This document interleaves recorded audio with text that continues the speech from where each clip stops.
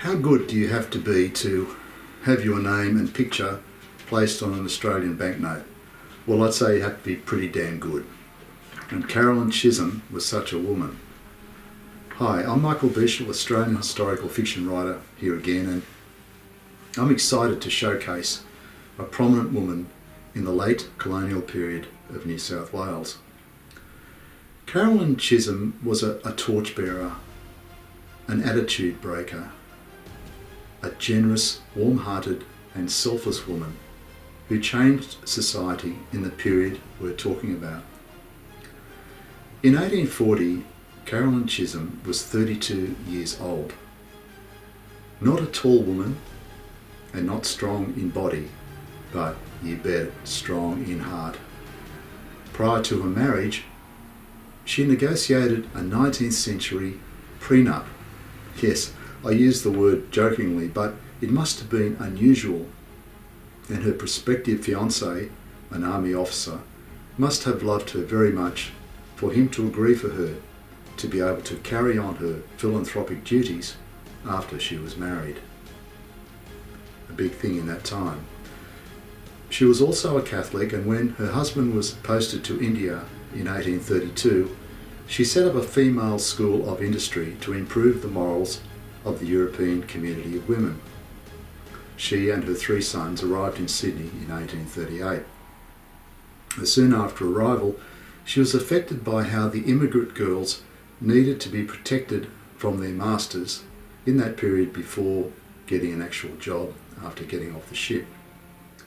She raised money and approached the governor's wife, Lady Gibbs, to set up a girls' home to look after the immigrant women from the time they arrived in the colony to the time they started their first employed position.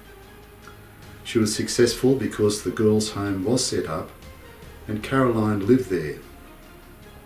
Hundreds of girls came and she prevented many of those going on the street.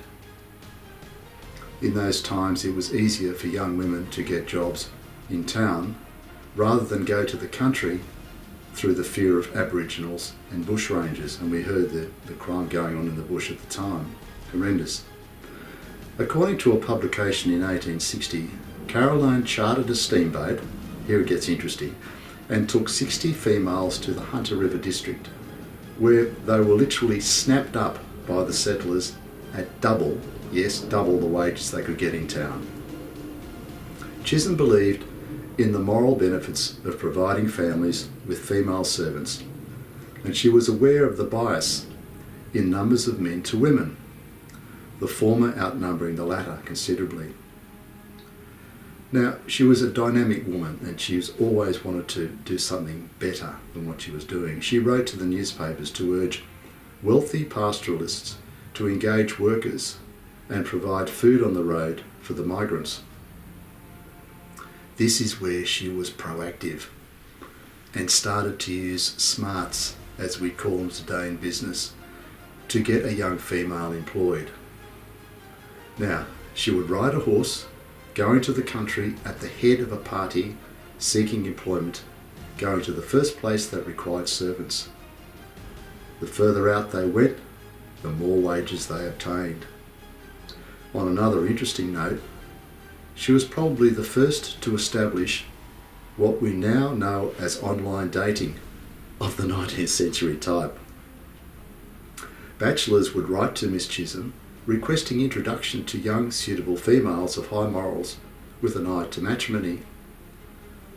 These men were in their hundreds, and Chisholm believed that a woman's role and place was critical in providing a sense of order and love in a family and in relationships.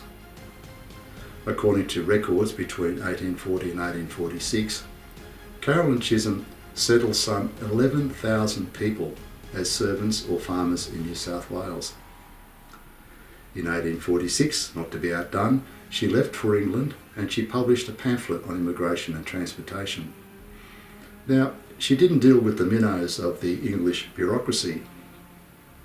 She went straight to Earl Grey to convince him to grant free passages to the wives of emancipists in New South Wales because she said, by all her experience, these men needed moral policing.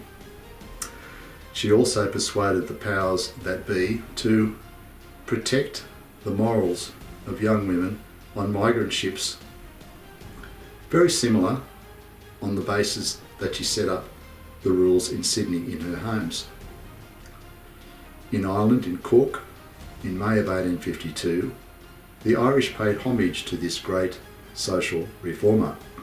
And here's an interesting little tidbit of information. Charles Dickens supported her schemes, and Dickens satirised Caroline Chisholm in his novel Bleak House as Mrs. Jellyby, the lady of public subjects, because she was an Irish Catholic.